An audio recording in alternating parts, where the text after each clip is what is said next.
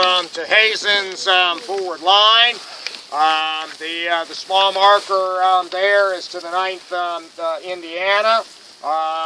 This is the monument, the back of the monument to the 124th Ohio. The large monument down there is to Aquila Wiley's 41st Ohio. And then the other regiment in this brigade is the 6th Kentucky. Their battery, F, 1st Ohio Light Artillery. We walk past back there. And Turchin now begins to fully replace Hazen's troops out here on this line. Also, and Dave has mentioned it, Dodge's brigade, the 3rd Brigade, the back brigade of Johnson's division, which had engaged Billick in the area of where we're parked. Baldwin's brigade to the left. Dodge is eventually moved up onto to Billick's right, but not in immediate contact with Billick's right when he moved up. He initially moved up in the standard Casey's 2 up, 2 back, but with no firm contact with Billick on his left, and still a space between him and over here. Dodge will redeploy his 2 regiments, his right rear regiment up onto the right of the front line, and his left rear regiment up onto the left of the front line. And so he winds up deployed with all 4 of his regiments in a single line across. And he then launches an assault. He will go moving eastward through the woods, pushing back some of the last of Jackson, and even some of Maney's guys. I should say he's doing this because he's summoned, I think Palmer sends to Johnson and asks for support, but also one of Dodge's officers, colonels, comes down here and says that this position is threatened, and so that's why he's doing all this. It's not as if he just fell out of line, decided to charge forward into the woods. They've grown concerned about this space between the action here and up there, and Confederates moving into it. And Dodge charges a pretty fair distance out to the east, where he is finally stopped. And then after a few minutes, realizing there's nobody to his left or right, he's going to pull back and form on the immediate right of Billick's brigade. And when he does, he goes back to the 2 up, 2 back formation. And there is still a space between Turchin and Hazen here, and Johnson. Not as big, but there is still a space. But during that time, there's less Confederate threat from over in that direction. But the pressure continues along the rest of Palmer's line, and then new threats begin to emerge. Well, the Cheatham's division, and you see some of these little Tennessee posts scattered out here. Cheatham's division has made no headway against this position in Brockfield. He's tried to push frontally. Wright's brigade has been sent to try and outflank. In each case, they've ran into superior numbers of federal troops. A.P. Stewart's division, early in the afternoon, actually moves up through the south end of Brockfield, kind of at an angle, and will end up fighting in the timber over in that direction, just east just east of the Lafayette Road, just east of Brotherton Field. That's relevant to our story only because, from the perspective of these troops here, facing here, and then curving around, they know their line curves around to that flank. these men will start to hear significant sounds of combat early in the afternoon, and it will continue through most of the afternoon, and it will start to move north behind them. And that probably is the most alarming aspect of this for both the troops and the commanders out here. Well, I think maybe we move over to the Turchin tablet. Yeah, and let's shift to Turchin. Yeah, but because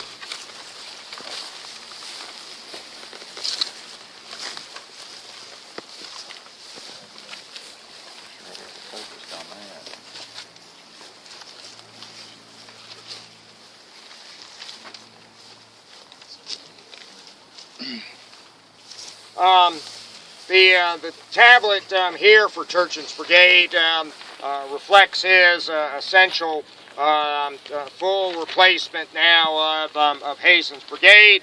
Hazen will go back to the Lafayette Road at the Poe Farm and begin resupplying with ammunition, reorganizing. And as Dave mentioned, he's going to be available then to help deal with Stewart's penetration.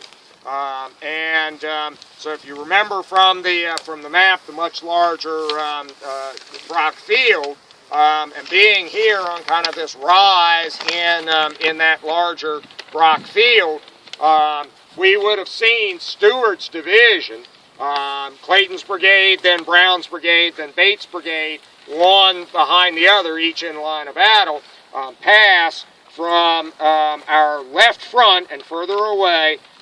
They'd actually get a little bit closer to us as they passed across our front, across the southern portion of the Brock Field, and then into the woods over there to relieve the pressure on Wright's brigade, the left of Wright's brigade, which, and this has been Van Cleve's capture of Carnes's battery.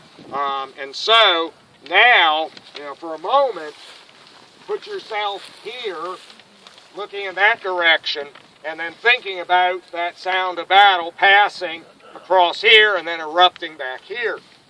Well, during the course of all of this, Rosecrans' admonition to Palmer about going into action in echelon by brigade has borne great fruit, because as Hazen became engaged and fought his way here, Cruft, with the threat to Hazen's right flank, Cruft has actually deployed. And if you remember a couple of years ago, we did Palmer's division. We go down the trail over here. We'll go out along the line of markers and commemorative features for Cruft's brigade, and they wind up facing mostly to the south, and then beyond them, Gross's brigade is going to be engaged. But with the sound of action being the loudest over here, it also facilitates this turn of Turchin towards this this new action. So, and with the continued pressure against Cruft and Gross over there, eventually it is decided by Turchin, and well, let's see, Lane claims credit for making the first local attack all by himself, although I think Turchin doesn't Turchin try to counter that? He does in his book. Yeah, that's right. Report. Yeah, it's in the book. That's right. Yeah. John Turchin is Russian. He's educated in Imperial Russia. He's been to military academies in Russia. He's had experience in the Crimea and experience in putting down revolts and rebellions in Eastern Europe. All the while, his sympathies have been with the revolters and rebellious. So he comes to America in the 1850s. I can't remember the exact year. And he and his wife are sort of famous or infamous firebrands. But he has a very high opinion of his military skills and a very low opinion of most American soldiers' military skills. Of course, he's had a superior military education, superior to what is provided at West Point, if you look at it objectively. and also a great deal of professional European military experience. So it's perhaps not unnatural that he would look down on American soldiers, especially, you know, these volunteer armies that certainly in 1862 seemed little more than rabble. So he's in his volume. He actually writes a history of the Battle of Chickamauga, and in that history, he's very critical of a large number of officers, and he also goes out of his way to make sure that everyone understands what he did at Chickamauga. Not that that's necessarily a bad thing. You know, it's sometimes you have to blow your own horn, but it makes for some entertaining reading as well. He's in Ohio. He's from Ohio. Illinois. Illinois, yeah. His original command, when he earns a commission or wins a commission from the governor of Illinois, he is given the command of the 19th Illinois, which is its own interesting unit. He doesn't have it here. Things have moved on. But the 19th, just as an aside, included the original Zouave cadets from Ellsworth Zouaves that did the pre-war training or demonstration circuit. And most of the companies in the 19th Illinois are the very first companies to volunteer to the governor of Illinois once the firing on Fort Sumter has occurred. And most of those companies went to Cairo at the direction of the governor, just as individual companies, to go down to Cairo, which was the most likely place that Illinois would be threatened by invading Confederates. But anyway, well, that's right. That's where the governor sent them, and they start to become associated there. And they were mostly from kind of the greater Chicago area, right, to begin with. And they fight on another part of the field. We won't even try and describe that. But the thing that's notable that one of them writes on September 20th is that because the 19th in Illinois was trained so superbly by General Turchin, especially in the art of bayonet drill, that no Confederate could stand before them. That should tell you that General Turchin is aggressive, and he believes that the bayonet still has a big role on the battlefield. And so, seeing, with the action going off in that direction, seeing an opportunity, the 11th Ohio is going to go forward. Some distance, not a great distance, but... Well, initially they're reoriented. General Palmer is riding back from Brotherton Field when he sees Confederates coming towards him, and no longer does he see any of Van Cleve's people or the 75th Indiana that were involved in that fighting. So initially he rides up and he warns Colonel Gross, the farthest brigade of his division, the westernmost brigade of his division. And Gross gets involved in fighting with Bates Brigade of Stewart's division. This is essentially Stewart's second attack. And then Palmer rides to Cruft and starts to reorient Cruft's regiments. And that's also when the 11th Ohio turns. I don't think the rest of the brigade turns Not yet, at that point. Yeah. And that's where Philander Lane gets the idea, I think, that he's conceiving of this independent mission. At some point, and I don't remember if it's in either Turchin's report or his book, but at some point, Turchin has contact with Palmer and they discuss the situation. But without calling out my sources. It's not in the report. Yeah. So Turchin is aware of a growing situation to his rear, but not yet fully aware of what's going to happen. And the big thing subsequently is that Turchin's brigade is going to launch a local counterattack. The 11th and 36th Ohio in the lead, and they're going to go south in that direction. From here, and strike Confederates who are down there to their south. So. Anything else you want? No. We make the attacks. Mm-hmm. Anybody questions, observations here? Okay. Does that match up to the map here? That Well, at some point we're going to reorient and go that way. Yeah. But part of the problem with doing the maps of Chickamauga is that I could probably have done another 100 maps. Yeah. There's an awful lot of these smaller movements that I just simply couldn't include. Yeah. So, even though they gave me 144 maps.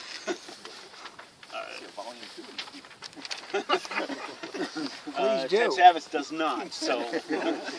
Well, is there anything to attack down there? Well, The rear of Fulton's brigade or something like that? I mean, what's down there at this point? and Law's brigade. Well, what's down there, Turchin will report it as striking Law's brigade. What he strikes, and I show that on there, is he strikes some people from, what is it, the 4th Alabama or the 44th? 44. Not the whole element.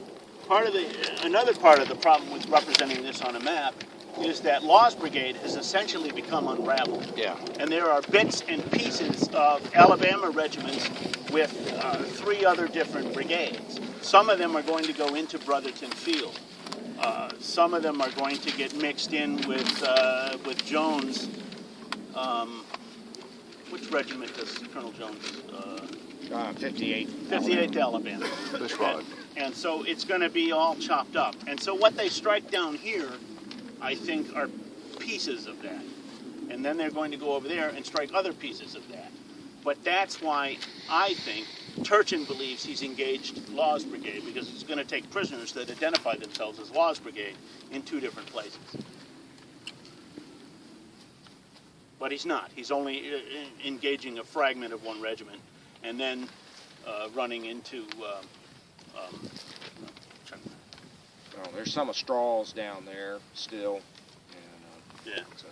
and a lot of fragments, because a lot of like pieces. Some of Wright's people could be down right. there. A lot of pieces of Wright. A lot of these.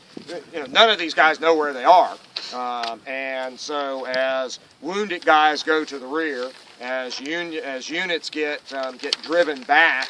The only way most of them really know to go is the way they just came, and so, right, which is for Stewart's division is off in that direction. And Wright's people move that way. Right, too. and Wright's people had moved that way. And he disengages and moves out. He's doing exactly the same. So you've got a whole flood of people, maybe not heavily organized or well organized, but you've got a flood of people, just like.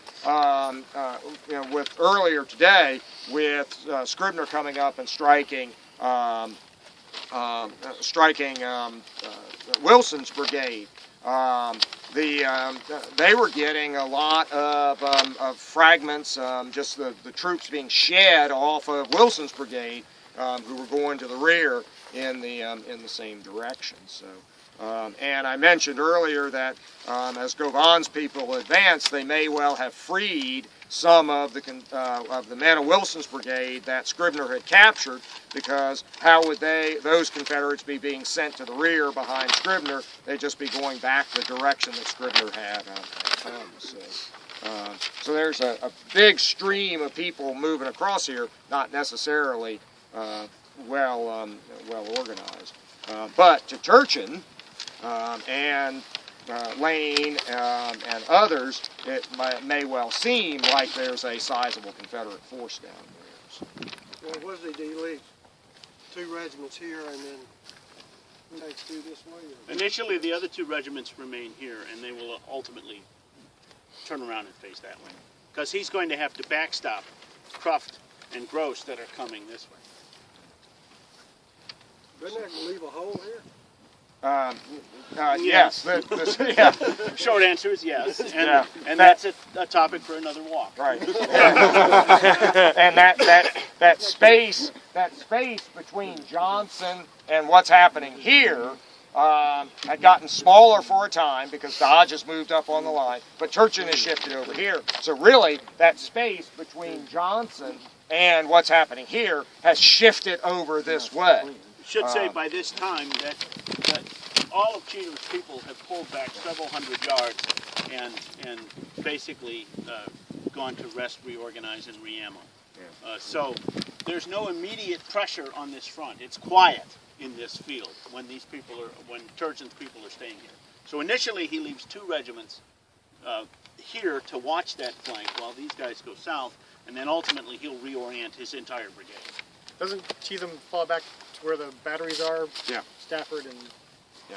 And in Turners.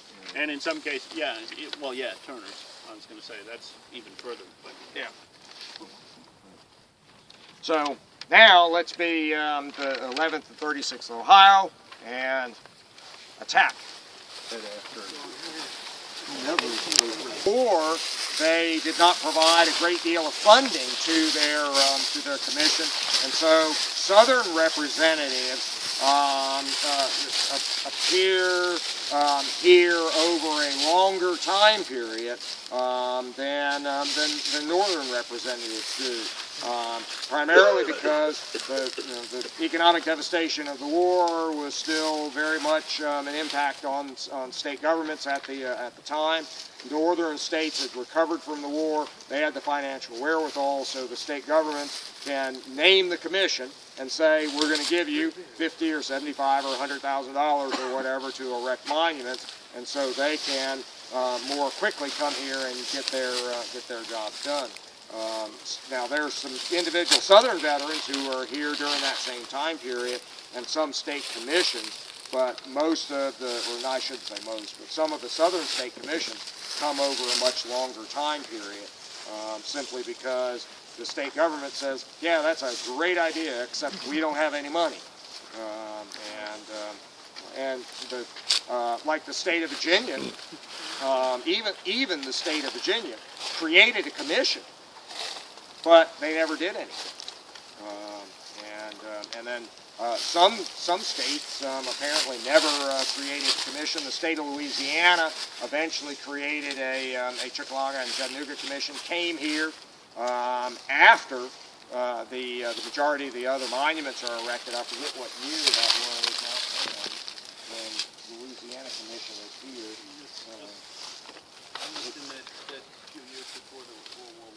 Yeah, I think it's even after the turn of the 19th or the turn of the 20th century. It's 1900 something. Yeah, so, it is. Yeah, and they actually decide we're going to put a monument to such and such Louisiana regiment here. We're going to put a monument to such and such Louisiana regiment here. They have a photographer along with them. They photograph each one of those places.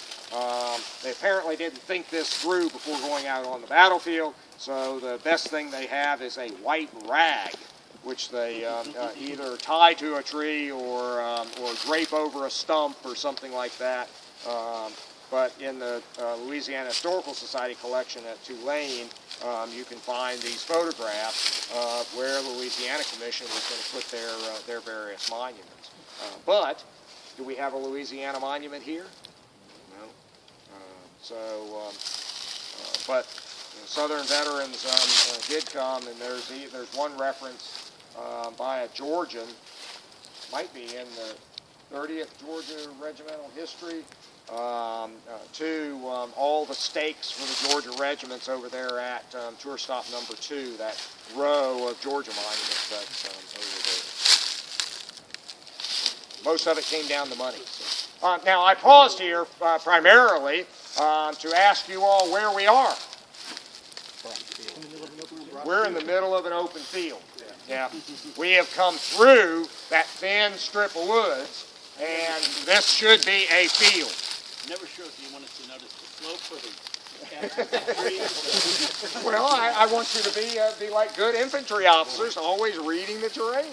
We can definitely tell it's not flat. Yeah, we're in the middle of the southern half of Brock Field.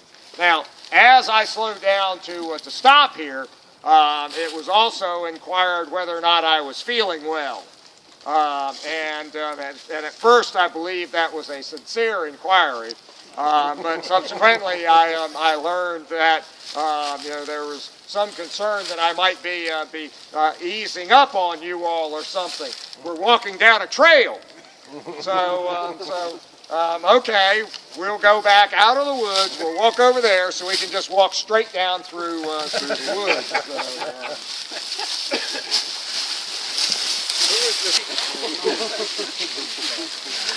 Why doesn't anybody believe me?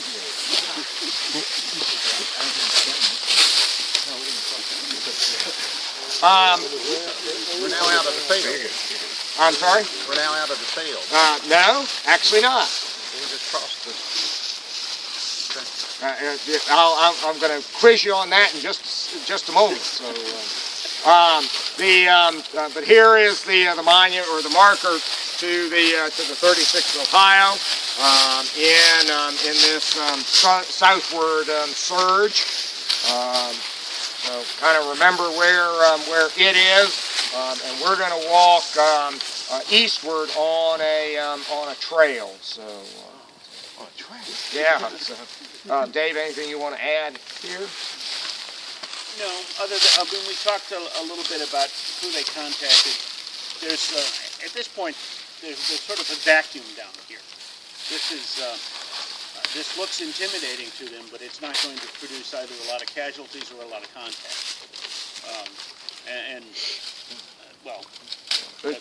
What's in front of them kind of scurries away, yeah. Which is more testament to the just kind of the flotsam and jetsam nature of all the stuff from Wright and the back of Stewart's attack going across their front. Now, one of these regiments claims they capture a battery in this southward move, which I wonder if it is not some of Carnes's equipment that has been recovered.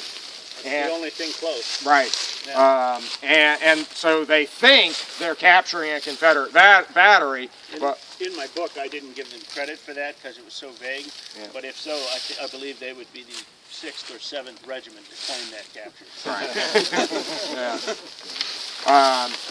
And they make it seem as if it's a real functional battery, but I think it's probably some of Carnes's equipment that has been recovered by Stewart's attack and is now, with 2 and 4 horses and manpower being struggled to the rear. Carnes's guns and his limber chests are being dragged all over this part of the battlefield, so it's very confusing. Yeah, and I didn't even bring that subject up this morning, other than about the Confederates attempting to keep the guns of Baird's division.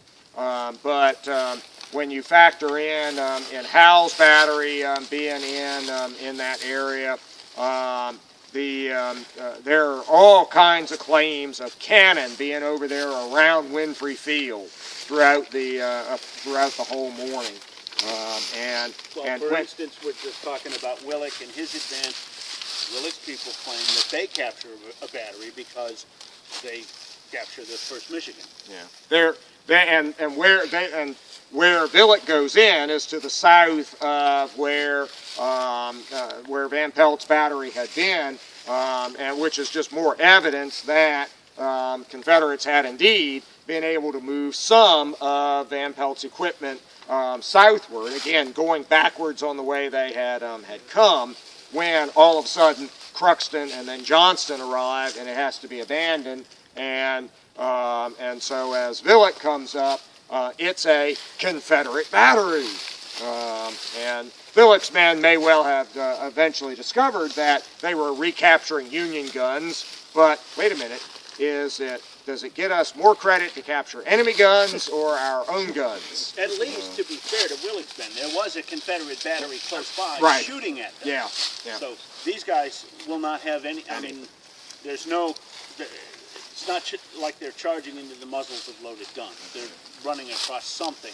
What it is, we don't know. It's not even a tube, I don't think. Okay, I'm going to go just a short distance. The other little drainage that's shown on here is the little depression that goes up just beyond the 36th Ohio marker there. Okay, we've got to carefully pick our way across the creek. Looks like there's a good place up here. I'll go this way. Maybe I should film them.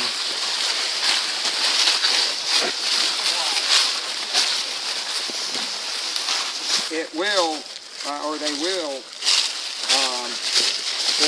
the goats are good for a lot of exotics, but you got to have a really good sense.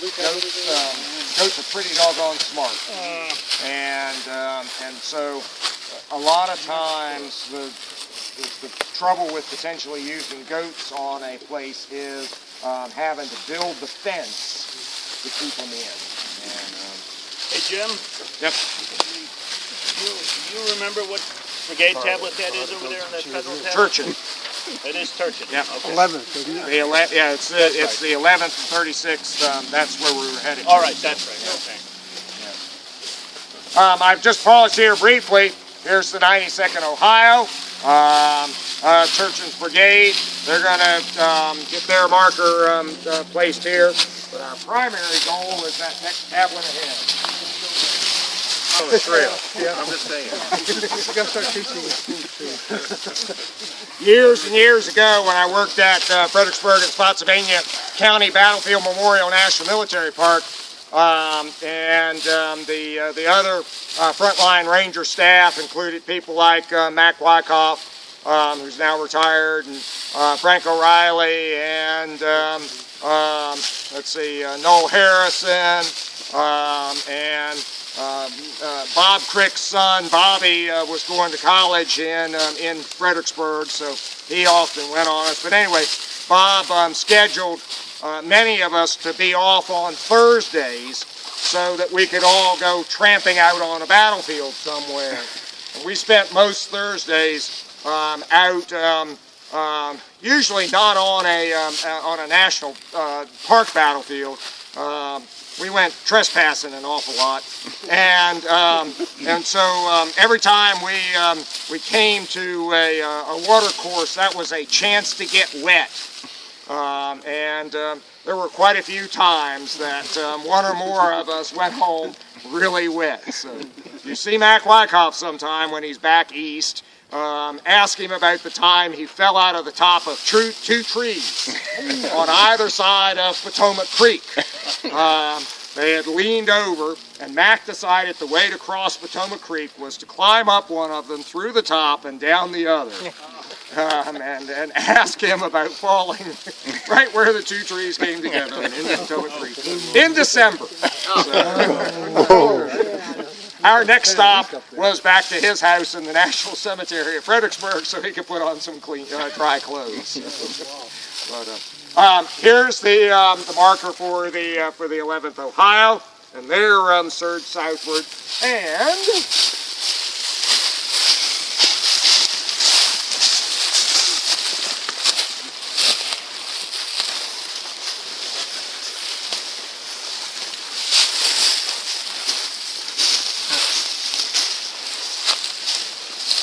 now, everybody grab hold. We need to turn and twist it, because it's facing in the wrong direction.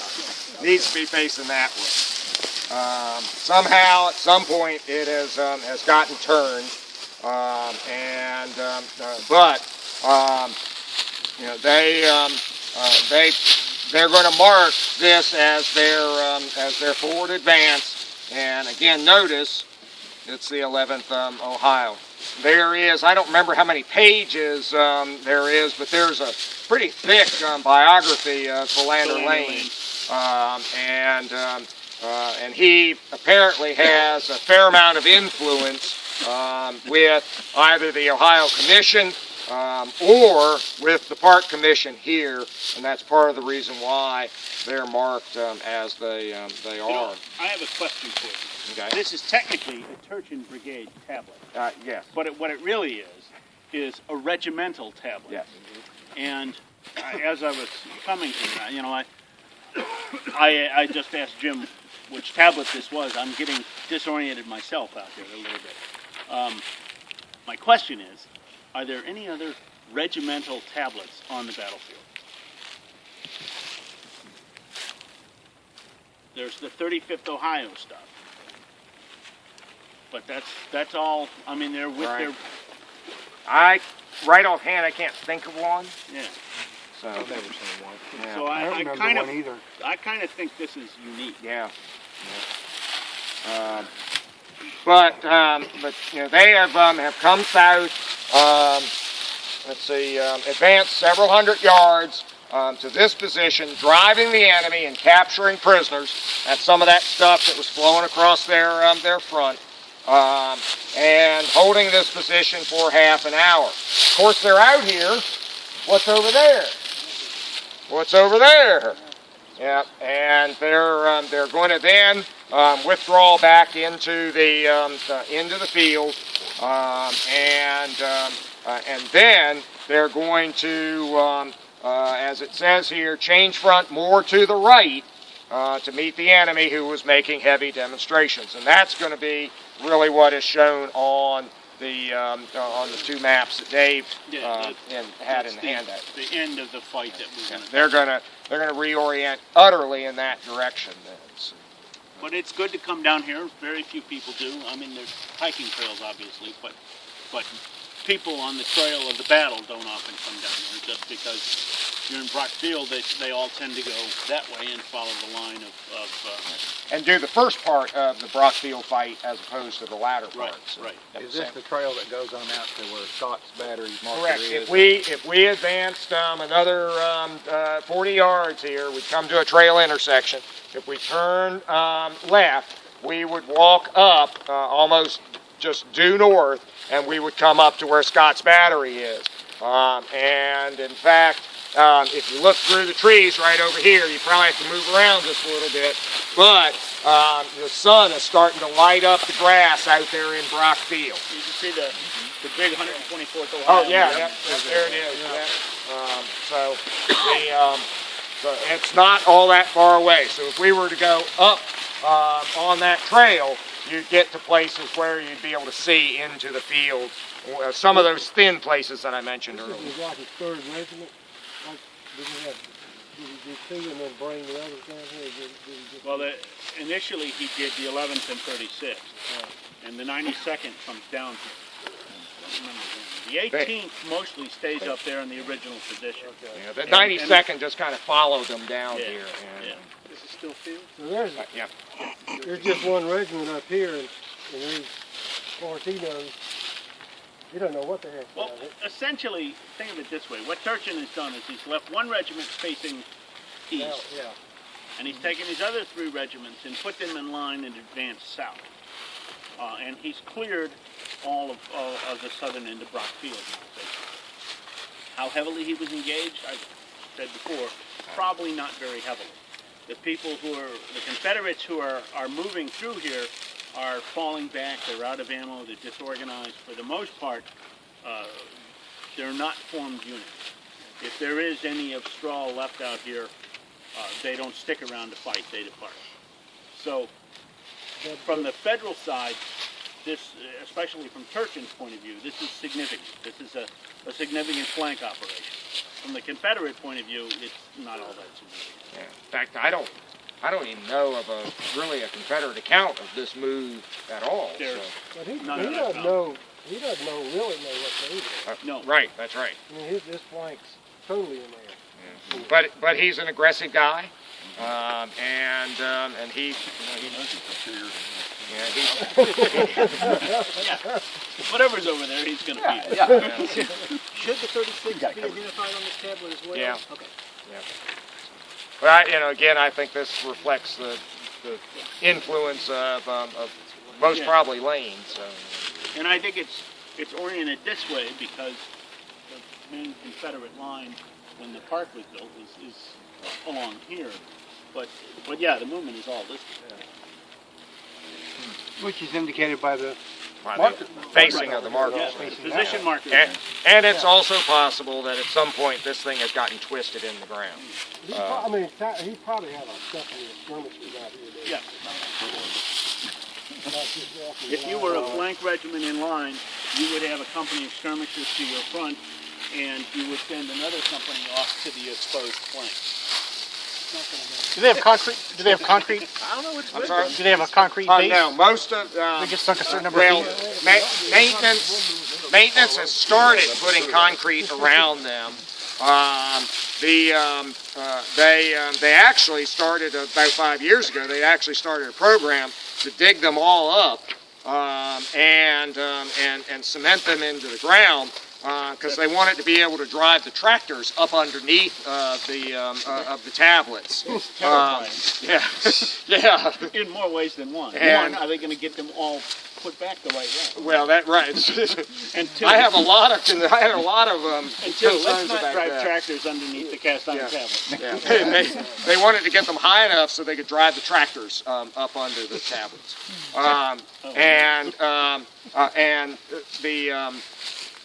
I and several others, including our then chief ranger, they did some of them, and we said, it just doesn't look right. They're not, look around the battlefield. Look at how high they're off the ground. It just doesn't look right. And fortunately, that maintenance chief retired, and the new one had a different priority, and no more of that happened. But my bigger concern, other than their appearance, was cementing them in the ground.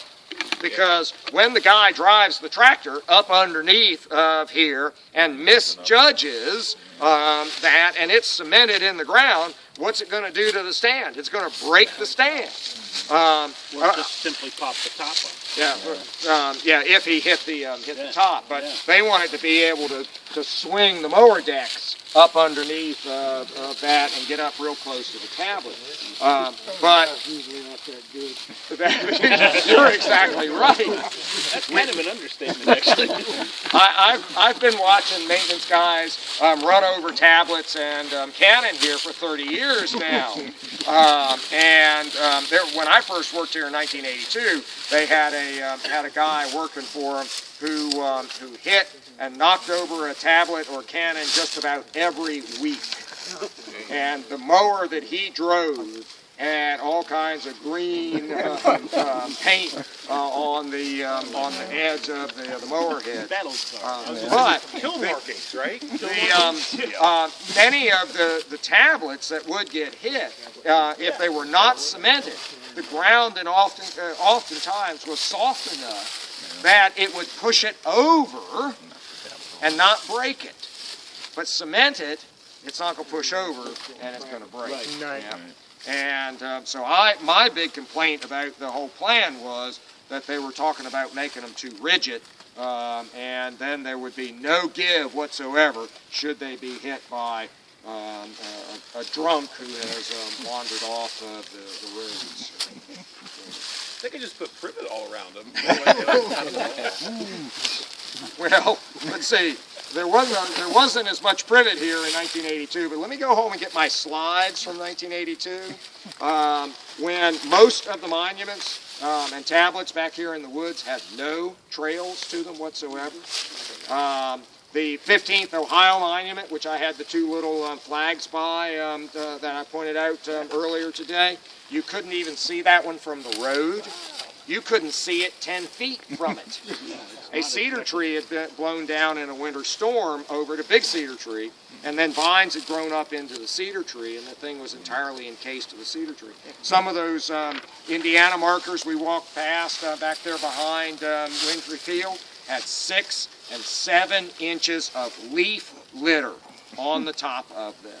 There were cast iron tablets that had no paint on them whatsoever, hadn't been painted in that long. It had no trail to them. So, at least in the last 30 years, there's now a trail to everything.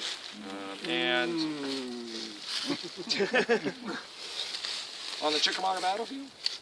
I know of one that doesn't have a trail to it. You go back in there behind that trail between Brotherton over the battle line. There's supposed to be a Ohio marker back in there somewhere. There is no trail to. There's a sign there indicating a trail going off there's no trail there anymore. Well, I okay, tried then to find it my that first that year. may well mean that the trail hasn't been mowed in the last few years, but there was a concerted effort a number of years ago to make sure there was a trail to every one. So. I think he's talking about the one that Ski couldn't find for several years. But I think there's a trail even back to that one now. So. Anyway, okay, enough